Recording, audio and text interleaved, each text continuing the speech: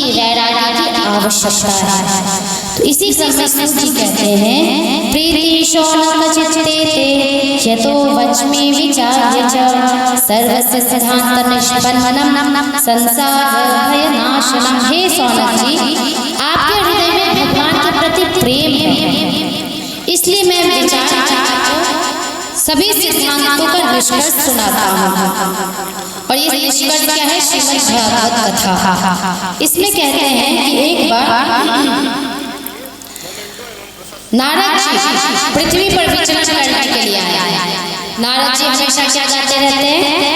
भज मन नारायण नारायण हरि हरि भजो नारायण नारायण हरि हरि।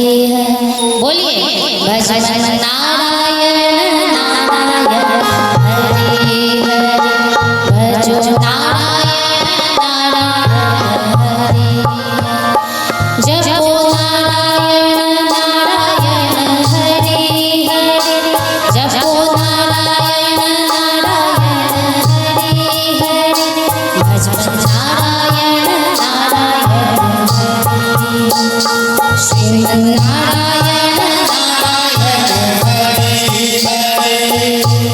तो इस प्रकार नारद जी हमेशा अहर्निश भगवान श्री नारायण का जप करते रहते हैं। एक बार नारद जी हमेशा प्रसन्न रहते हैं, लेकिन वो एक बार इतने दुखी थे, इतने उदास थे और उनकी उदासी देखते हुए त्रिलोकी में विचरण करते हुए सनकादि ऋषि। अब ये सनकादि ऋषि कौन है? आप लोग हर साल भागवत की कथा सुनते हैं ना, बताइए सनकादि ऋषि कौन है? कौन है सनकादि ऋषि? अब देखिए, ये कथा समझिए एक कक्षा है और इसमें यदि आप ठीक से नहीं सुनिएगा, क्योंकि मैं बारंबार हर कथा में आपसे पूछूंगी। सोचिए आप अपना अमूल्य समय निकाल कर, मैं भी अपना अमूल्य समय निकाल कर यहाँ पर बैठे हैं, किसके लिए? कि जो हम सुन रहे हैं वो हमें स्मरण रहे और हम अपने जीवन में उतारें। हम कहते हैं तो है कि हमारा सनातन धर्म खतरे में है, लेकिन सच सच बताइए किससे? आप सबसे एक प्रश्न है, हमारा सनातन धर्म खतरे में है, लेकिन किससे? ऐसे उंगली कीजिए ना, किससे है? तो ये एक ही उधर जा रहा है, ये देखिए तीन अपनी तरफ आ रहा है। ये किसकी तरफ आ रहा है? अपनी तरफ। अब बताइए, वो ये तो समझा क्या उससे है, उन विधर्मियों से है, लेकिन ये तीन क्या किधर आ रहा है? इधर आ रहा है। बड़े आश्चर्य की बात नहीं है? कहीं भी मैं उंगली घुमाती हूँ तो कहाँ जाता है? ये तीन उंगली मेरी तरफ आ रही है। तो सनातन धर्म खतरे में किससे है? बोलिए। हमसे। क्यों है? एक बच्चे से, ये छोटा बच्चा ना, एक बच्चे से अगर मैं भगवत गीता का एक श्लोक पूछूं ये नहीं बता पाएगी। अगर मैं ये भी पूछूं, बच्चा चलिए मैं आपसे ही पूछूं कि भगवत गीता किससे कहा है, भगवत गीता में क्या बातें हैं, आप नहीं बता पाएंगे। बताइए भगवत गीता किसे कहते हैं? क्या है भगवत गीता? बच्चों बताओ क्या है भगवत गीता? बोलिए क्या है भगवत गीता? कोई बता दीजिए मुझे। एक बार इतनी हंसी आई, मैं एक बार भगवत गीता का सत्संग करने के लिए जा रही थी और लोग कहते हैं आप भागवत करने आए हैं, मतलब श्रीमद् भागवतम में और भगवत गीता में भी हम अंतर नहीं कर पा रहे हैं, क्योंकि धर्म एकमात्र शास्त्र से सिद्ध होता है। विधर्मी हो या कोई भी धर्मी हो जो अपने अपने पंथ को चला रहे हैं, उनको देखिए, उनसे पूछेंगे बाइबल क्या है, वो बता देंगे। छोटा बच्चा तक बता देगा बाइबल क्या है, कुरान क्या है, छोटा बच्चा तक बता देगा कुरान क्या है। लेकिन आपसे मैं पूछ रही हूँ भगवत गीता क्या है? बता पा रहे हैं? बोलिए ना, क्या विडंबना है ना। हमने सनातन धर्म को इतना छोटा बना लिया, इतना छोटा बना लिया कि हम समझते हैं धर्म का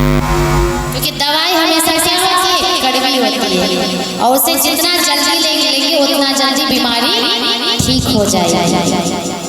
तो आप सब बताइए, वो लोग तो नमाज पढ़ते हैं, 6 बार पढ़े हैं, जितने बार पढ़े हैं, आप सब कितने सुबह उठ के सबसे पहले क्या करते हैं? मैं बताऊं रूटीन क्या करते होंगे?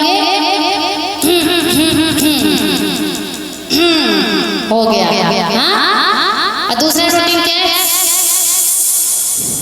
लंबा लिया, बस हो गया। चाय बन रही कि नहीं बन रहा है? उठते बस चाय चाहिए, तो केना धर्म बचते? जय सिया राम कहे छियै, राम जी के मनबै नहीं, राम जी के आचरण पर चलबै नहीं, तो रामो जी दुखी हो जाते। तो आज से एक प्रण लीजिए कि हम सब जैसे ही सुबह उठेंगे, चाहे वो पुरुष हो चाहे स्त्री। अच्छा, हमारे मिथिला में मैंने ये विडंबना देखा है, दक्षिण भारत में आप चले जाइए तो सभी पुरुष अपने नियमों का पालन करते हैं अधिकांश, लेकिन मिथिला क्षेत्र की ये विडंबना है कि अगर थोड़ी भी पूजा पाठ करेंगे तो केवल माताएं करेंगी। पुरुषों को लगता है क्या कि ये कर रही है ना, धूप दीप दिखा रही है तो इससे हमारा पूजा हो गया। नहीं भाई, सच्ची बताइए, अगर इनके पूजा करने से आपका कल्याण हो जाता तब तो ये भोजन करते तो आपका भी पेट भर जाता। क्यों भाई? आप लोग फिर भोजन क्यों करते हैं? अगर आप लोग ये सोच रहे हैं कि मेरी माँ कर लेगी, मेरी पत्नी कर लेगी, मेरी बहन कर लेगी पूजा, तो इससे मेरा कल्याण हो जाएगा, तो एक काम कीजिए, जिस दिन वो पूजा करती तो भोजन जब भी आप कहिए कि बहन आज मेरे हिस्से का भोजन आप कर लो। हाँ, हमारी श्री जी आप मेरे हिस्से का भोजन आप कर लो, क्योंकि पूजा भी जिससे आप पूजा किए मुझे कल्याण हो जाएगा, तो आपके भोजन करने से मेरा पेट भर जाएगा। क्यों? सही है ना? हाँ, विडंबना देखिए। इसलिए बारंबार मैं प्रार्थना करूंगी, मैं सर्वप्रथम कथा के प्रथम दिन केवल एक चाहती हूँ कि एक जागृति हो, हर के अंदर वही चेतन आत्मा है। आप भी अपने आप को उस परम सत्ता से मिलाने के लिए उद्यत हैं, परम सुख से मिलाने के लिए उद्यत हैं, लेकिन इसके लिए पुरुषार्थ करना पड़ेगा। अच्छा, लक्ष्मी जब कमाते हैं आप लोग, तो क्या आपको बैठे बिठाए लक्ष्मी मिल जाती है? बोलिए ना। आप गायक हैं, समझते होंगे कितना रियाज करना पड़ता है। मेरा तो गला आपने देख ही लिया होगा, है ना, तो मैं रियाज करती हूँ नहीं।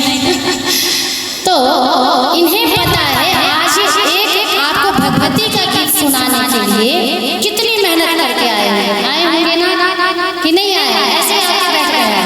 नहीं, मैं भी ऐसे आके नहीं बैठे, मैं बहुत तपस्या करके आई, संस्कृत का अध्ययन करके, फिर संस्कृत का पठन पाठन, और मुझे लगा कि आपको क्या मुझे देना चाहिए वो सोचो। तो ऐसी लक्ष्मी नहीं आती है।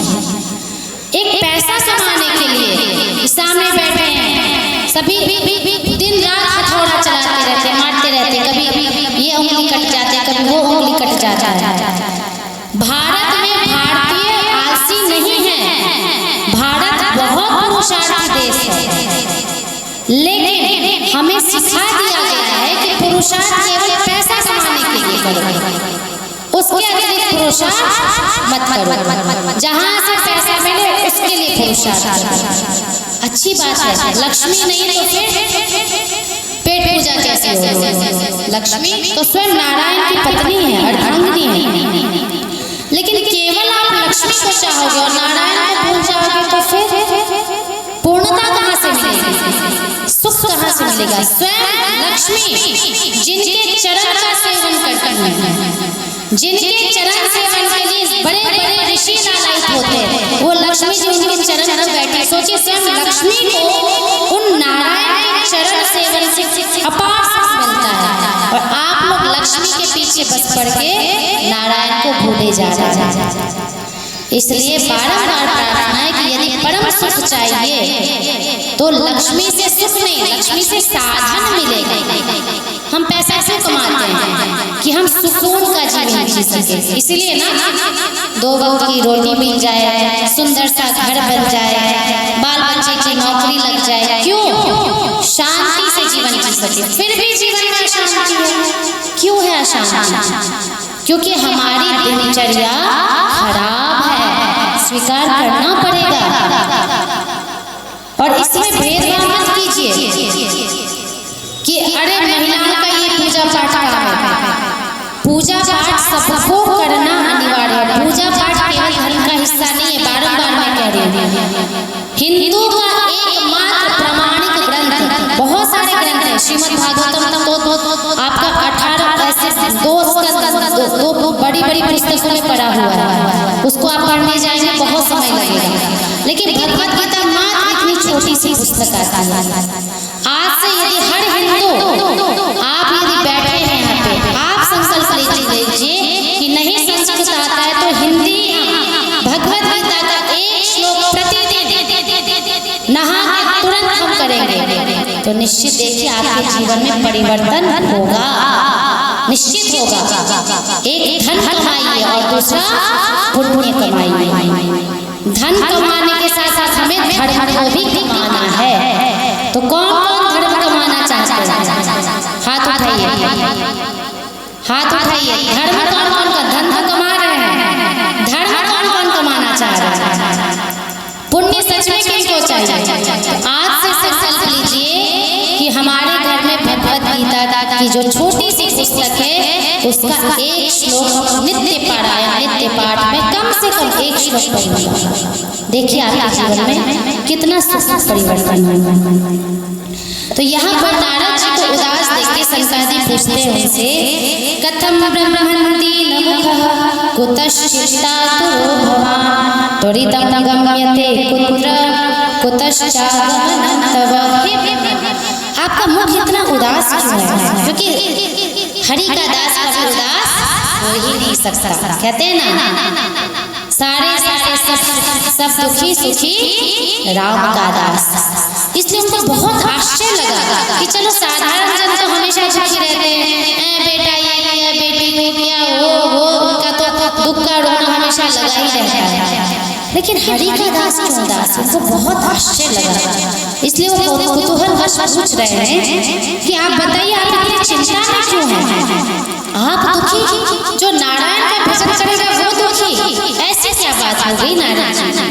तो नारद जी कहते हैं, अहम तो पृथ्वी यातो ज्ञात्वा सर्वोत्तमामिति पुष्करं च प्रयागं च काशीं गोदावरी तथा। हे संसारी मुनि, अब ये देखिए सनक सनंदन सनातन, ये संसारी मुनि है, 4 ऋषि, और ये ब्रह्मा जी के पुत्र हैं।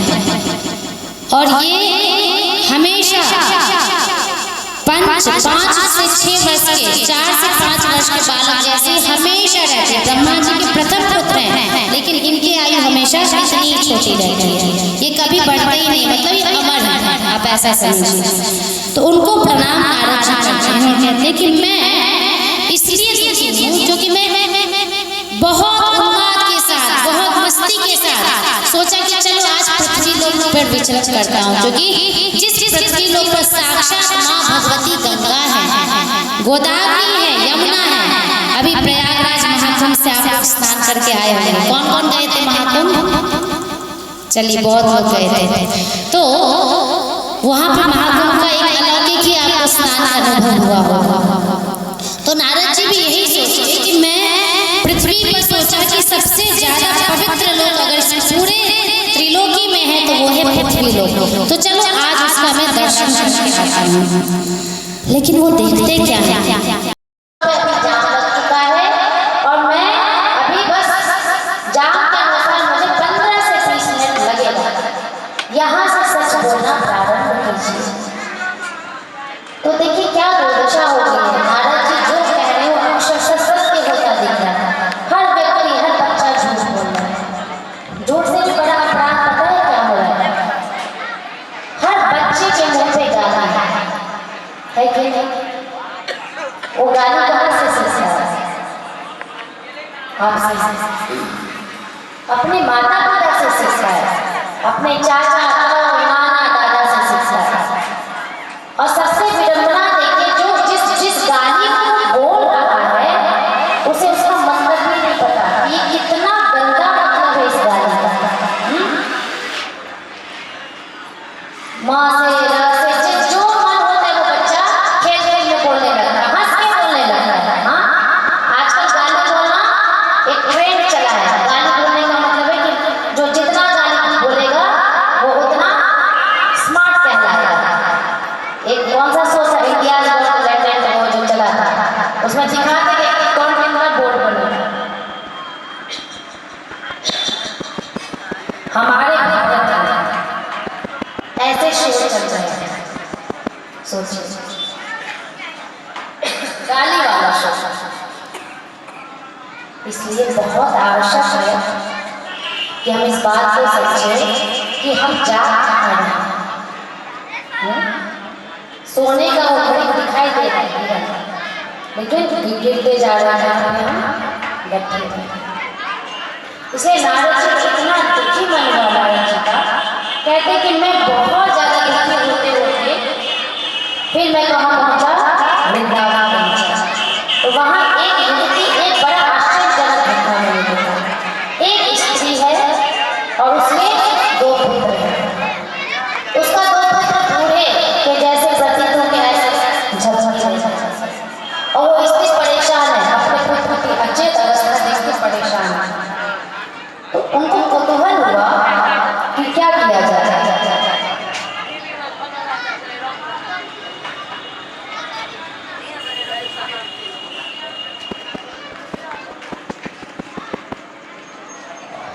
तो यहाँ पर वो युवती कहती है नारद जी से, भो भो सारोक्षणं तिष्ठ मच्चिन्ता अपि नाशय दर्शनं तव लोकस्य सर्वथा हरपरम्। हे साधु, हे महात्मा जी, कुछ क्षण ठहर जाइए, केवल कुछ क्षण ठहर जाइए, क्योंकि जब कुछ पता नहीं चलता तो एकमात्र गुरु ही मार्गदर्शन करते हैं। गुरु से तात्पर्य क्या है, जो मार्गदर्शन करे, जो हमें सही रास्ता दिखाए। इसलिए हम कहते हैं गुरु ब्रह्मा गुरु विष्णु गुरु देवो महेश्वर गुरु साक्षात परब्रह्म तस्मै श्री गुरुवे नमः। तो यहाँ कहते हैं भक्ति देवी कि हे नारद जी, आप ठहरिए और मेरा शोक दूर कीजिए। पूछते हैं आप कौन है? तो कहते हैं मैं साक्षात भक्ति हूँ और ये दोनों मेरे पुत्र ज्ञान और वैराग्य हैं। अहम भक्ति इति ख्याता इमौ मे तनयो ज्ञान वैराग्य नामानो काल योगेन जर्जरो। और काल योग से ये मेरे पुत्र जर्जर हो गए। मैं भी बहुत खुश हो गई थी, बहुत दुबली पतली, लेकिन जब मैं वृंदावन आई तो मैं तरुण हो गई, लेकिन मेरे ज्ञान और वैराग्य जर्जर हो गए। तात्पर्य क्या है कि मैंने अभी बताया ना, धर्म का मार्ग जो नहीं समझेगा वो ज्ञान को समझ नहीं सकता। और जब तक ज्ञान वैराग्य जीवन में नहीं आता तब तक भक्ति तो आएगी ही नहीं।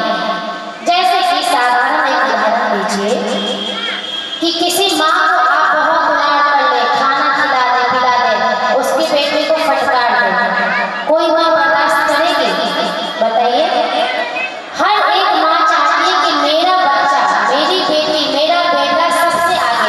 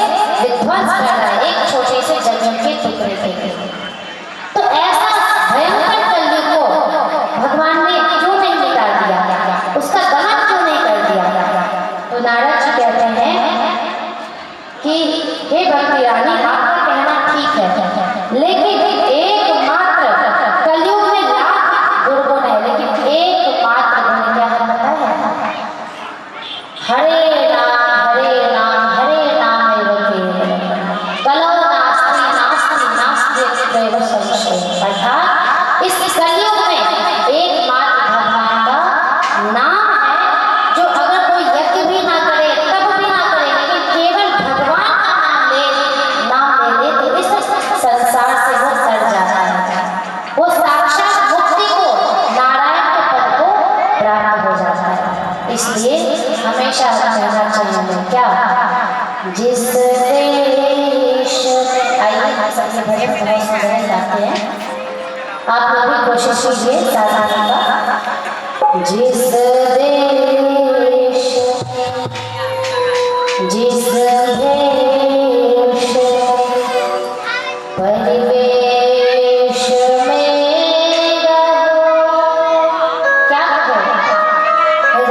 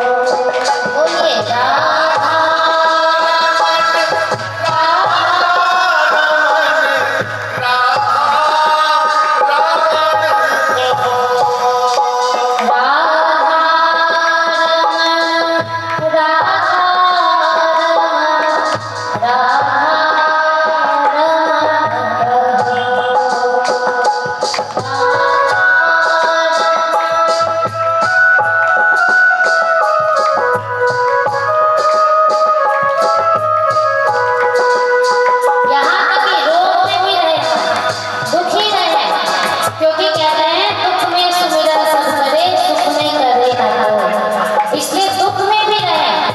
आजकल सबसे बड़ी माया क्या आ गई है, मोबाइल।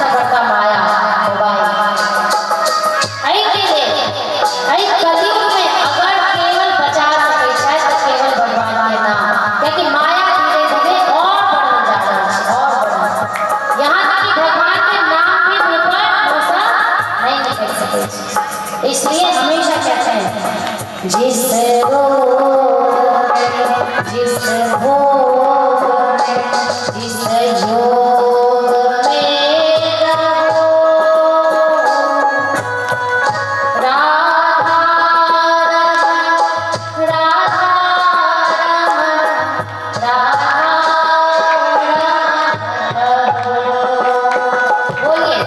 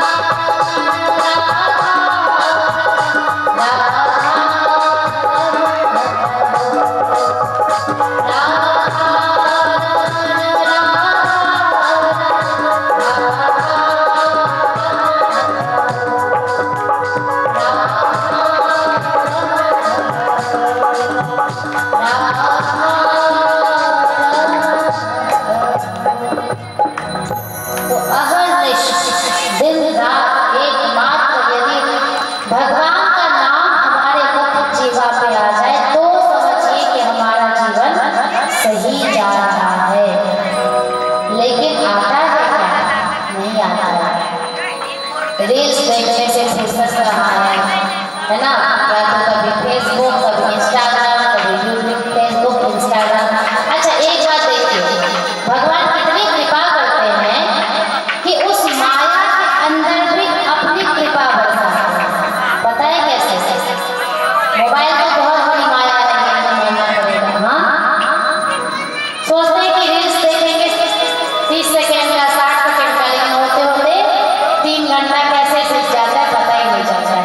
इससे अच्छा कोई सिनेमा देख लो है, लेकिन रील्स देखते देखते 3 घंटा बिता देते हैं। मैं ये नहीं कह रही कि सिनेमा देखो, तात्पर्य है उस मोबाइल रूपी माया के अंदर भगवान ने बहुत बड़ी अच्छी बात की है, उसमें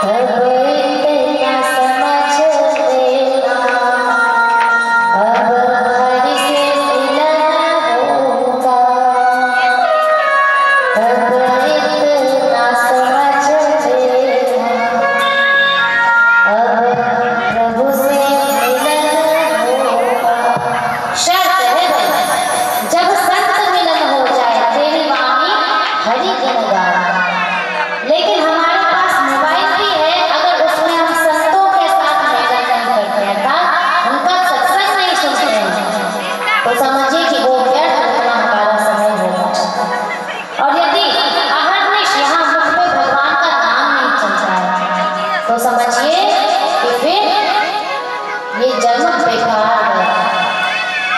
अच्छा, एक सबसे बड़ी बात और आप सबको पता है इस प्रकृति में कितने गुण हैं? इस प्रकृति में ये प्रकृति कितनी गुणात्मिका है, किनको पता है? मेरे साथ बोलिए, इस प्रकृति में 3 गुण हैं। कितने गुण हैं? 3 गुण। पहला क्या है? सत्व गुण। बोलिए, सत्व गुण। दूसरा जोर से तो बोलिए, नहीं पता है। रजोगुण क्या है? और तीसरा तमोगुण। सत्वगुण, रजोगुण, तमोगुण। देखिए, मैं आपको यहाँ पर बैठे बिठाए ही सनातन धर्म की मूल बातें बता रही हूँ। ये सब धर्म की बातें हैं, इसको समझना पड़ेगा। ये सब थोड़ा बहुत ज्ञान ये नहीं लेंगे तो कैसे जान सकते? तो सत्वगुण, रजोगुण, तमोगुण, ये इन 3 गुणों में हम हमेशा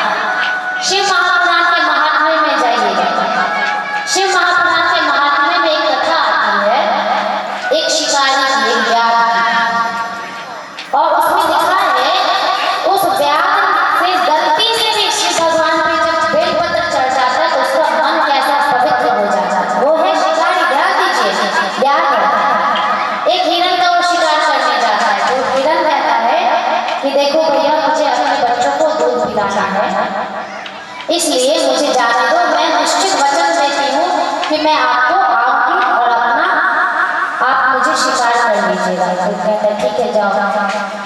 तो फिर उसके बाद क्या होता है, एक बेलपत्र, वो महाशिवरात्रि का रात्रि होती है, उस बेलपत्र के पेड़ में वो बैठ जाता है। इंतजार करने में कभी वो ऐसे पेड़ उड़ाता है, कभी ये, तो उस बेलपत्र नीचे ही शिवलिंग रखा रहता है। तो जैसे उस बेलपत्र से शिवलिंग पे उसका अभिषेक जाने अनजाने में हो रहा है, वो जानबूझ के नहीं कर रहा है, बेलपत्र शिवलिंग पे चढ़ रहा है। अब क्या होता है, हिरनी आते हैं, फिर एक हिरन को वो देखता है, तो वो भी कहता है कि मुझे अपने उत्तरदायित्व को सौंप के आने दीजिए, फिर मैं निश्चित आपके पास आऊंगा।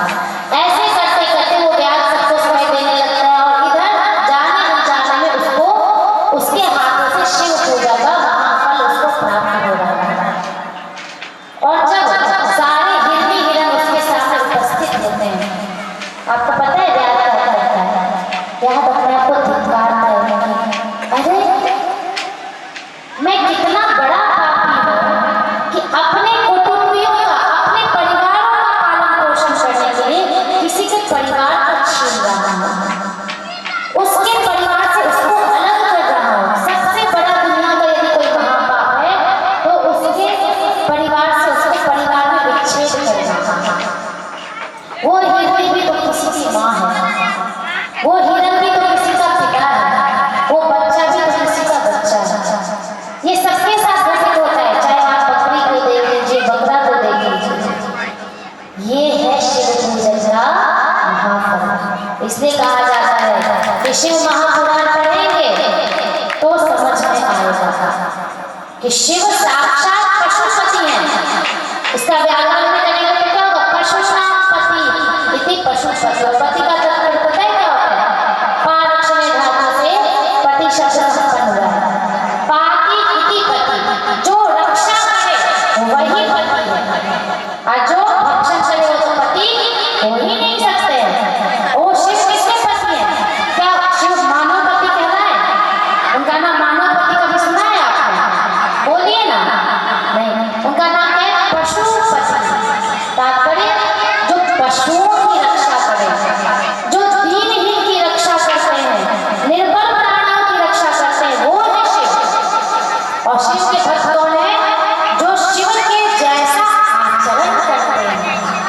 शिव ने जो मार्ग दिखाया वो शिव के आचरण में जो जाते हैं वो है शिव के भक्त। तो देखिए महाशिवरात्रि व्रत करने का फल उस व्याध को क्या मिला है, वो व्याध है, वो शिकारी, लेकिन उसके अंदर अहिंसा की वृत्ति जागृत हो गई। सभी हिरनी हिरन आगे के, लो व्याध भैया हमें मारो, हमें मार के अपना कुटुंबियों का पालन पोषण करो। पता है उस व्याध ने कहा कि बहन मुझसे बहुत बड़ा, अभी तक मैं ना जाने कितना शिकार कर चुका, कितने अबोध प्राणियों की निर्मम हत्या कर चुका हूँ, लेकिन आज से मैं प्रण लेता हूँ कि मैं किसी भी प्राणी की हिंसा नहीं करूँगा, कदापि नहीं करूँगा। ये है शिवरात्रि, शिव व्रत का महाफल। इसलिए कभी भी कृपया शिव जी को बदनाम मत कीजिए कि विष्णु के भक्त तुलसी माला ले लेंगे वो वैष्णव हो जाएंगे, हम तो शिव के भक्त हैं, हम तो काली के भक्त हैं, हम तो खाएंगे। क्यों बदनाम करते हैं? शास्त्रों को समझिए, अच्छे से पढ़िए। हाँ, नहीं चाहती माँ काली धर्म के नाम पर पशु बलि। ये सब केवल किसके बनाए गए हुए प्रपंच हैं जिनको अपने जीवा के स्वाद की पूर्ति करना है। इसलिए भगवान को दारू भी पिला रहे हैं आजकल। हाँ, भैरव बाबा क्या पिएंगे? दारू। भोला बाबा क्या खाएंगे? भांग। ठीक है, काली माँ क्या खाएंगी? बकरा। क्या आपको लगता है कि जो उसको उसका तो कहा जाएगा काली माता की वो मानव माता? कभी सुना है जगदम्बा का नाम है मानव अम्बा? सुना है? मनुष्य अम्बा, इंसान अम्बा, क्या है वो? जगत अम्बा बराबर जगदम्बा, जगत जननी। तो हम मनुष्य इतने दूर हो चुके हैं कि उन जगत जननी जगदम्बा को, जिनकी हम उपासना करें, उनको हम कहते हैं कि आप हमारी ही जननी बन के रहो, और बाकियों के लिए तो क्या बनो?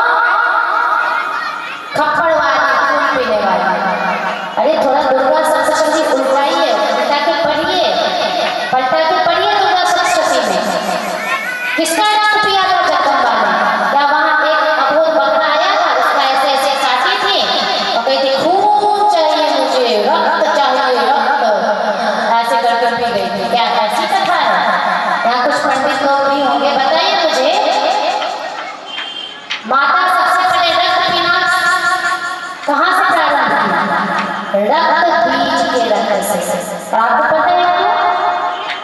क्योंकि रक्त बीज राक्षस को ये महावरदान मिला था कि उसका एक रक्त का बूंद उसके ही जैसा एक महान राक्षस पैदा करेगा। तब जब रुद्राणी, चंडिका, जो चामुंडा, सब मिलकर इससे युद्ध लड़ रही थी, लेकिन वो किसी से हार नहीं मान रहा था। क्यों? अब जैसे माता उसके गर्दन को काट रही है तलवार से, उसका रक्त जितना भूमि पर टपका उतने रक्त बीज, एक नहीं हजारों रक्त बीज, हजार नहीं लाखों रक्त बीज, ऐसे। देवी को लगा कि अरे ऐसे तो युद्ध चलता ही रहेगा, चलता ही रहेगा, वो तो जगदम्बा को कौन परास्त कर सकता है। लेकिन माता ने सोचा कि ये युद्ध लंबा क्यों करें, जल्दी से असुर का जितना जल्दी संहार हो उतना जल्दी कर दें। लेकिन रक्त बीज का रक्त गिरता गया और जितना रक्त गिरे उतना रक्त बीज पैदा हो जाता। क्या किया जाता?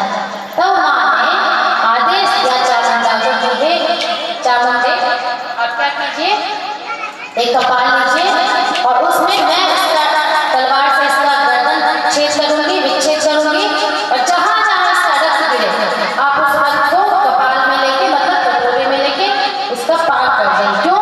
क्योंकि सोचिए अगर वो रक्त को लेके कहीं रख भी देते तो फिर वो रक्त कहीं छिलक जाता, किसी के पैर से, किसी के हाथ से लग ही जाता, युद्ध का समय था, तो फिर से वो उतना रक्त बीज हो जाता था। इसलिए माता ने, भद्रकाली ने क्या किया, उस रक्त बीज के रक्त को कपाल में लेके उसका रक्तपान कर गई। इससे कहा जाता है कि वो रक्त बीज के रक्त का पान करने वाली वो देवी किसी अबोध काली, किसी जिसके पास एक बोलने के लिए भी शक्ति नहीं कि मुझे छोड़ दो, इतना भी वो नहीं कह सकता।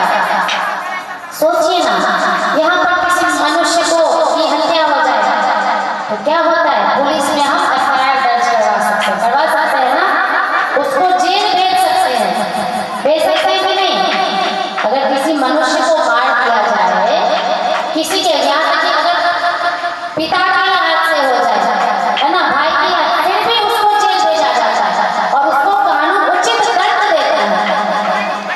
लेकिन हम कितने निर्मम हो चुके कि जिनके पास एक बोलने के लिए एक आवाज नहीं है, वो कहाँ जाएंगे, कहाँ एफआईआर लिखवाएंगे? बताइए ना, बोलिए ना। ऐसे करके उनका चंगा रहता है। बड़े मजे से 1 किलो 2 किलो खरीदते हैं ना, अरे इसका हड्डी खाएंगे, इसका पैर खाएंगे और इसका वो खाएंगे। तो हमें और राक्षस में क्या अंतर है? क्या कभी राक्षस को भगवान मिले हैं? बोलिए, मिले राक्षस को भगवान? तो जब हमारा आहार राक्षसी होगा, आसुरी होगा, तो हमें कहाँ से मिलेंगे भगवान? इसलिए कहा जाता है दया धर्म का मूल है। इसलिए कहा जाता है कथा में अगर किन्हीं की वृत्ति लग रही है तो समझिए आपके अंदर सत्व गुण का विकास होने जा रहा है। लेकिन फिर भी अगर आप मांस खाएंगे, कुछ भी खाएंगे, मांस भक्षण करेंगे, तो सच मानिए वो कथा यहाँ नहीं टिकने वाला और यहाँ से फिर यहाँ हृदयंगम नहीं होने वाला है, वो ऐसे ही चलता रहेगा।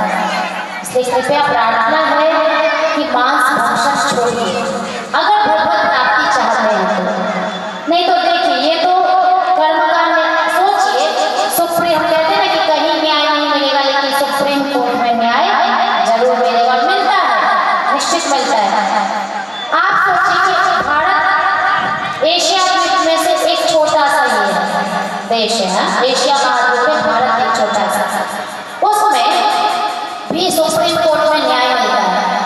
और पूरे ब्रह्मांड को जो चला रहे हैं भगवान, जिनको न्यायकारी कहते हैं, क्या आपको लगता है कि हम पाप करते रहेंगे और भगवान हमें छोड़ देंगे? ना, कदापि नहीं।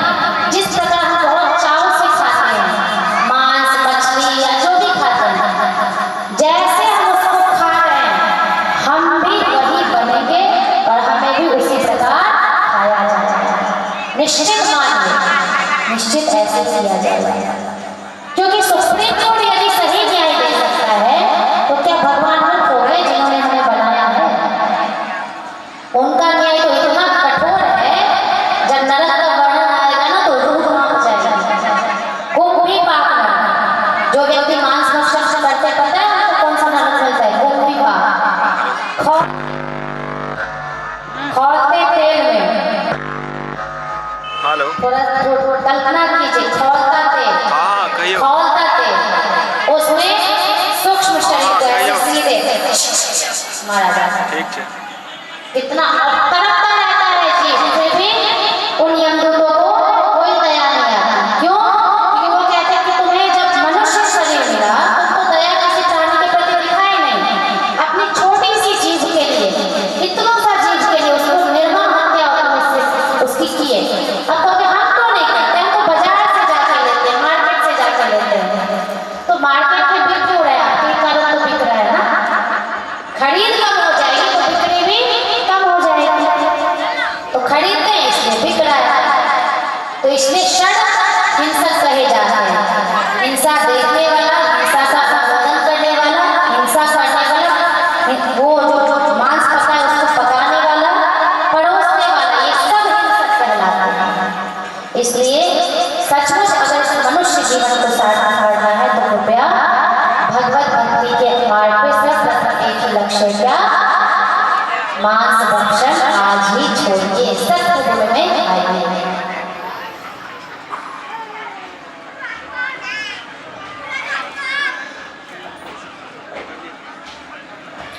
ठीक है, इसलिए दया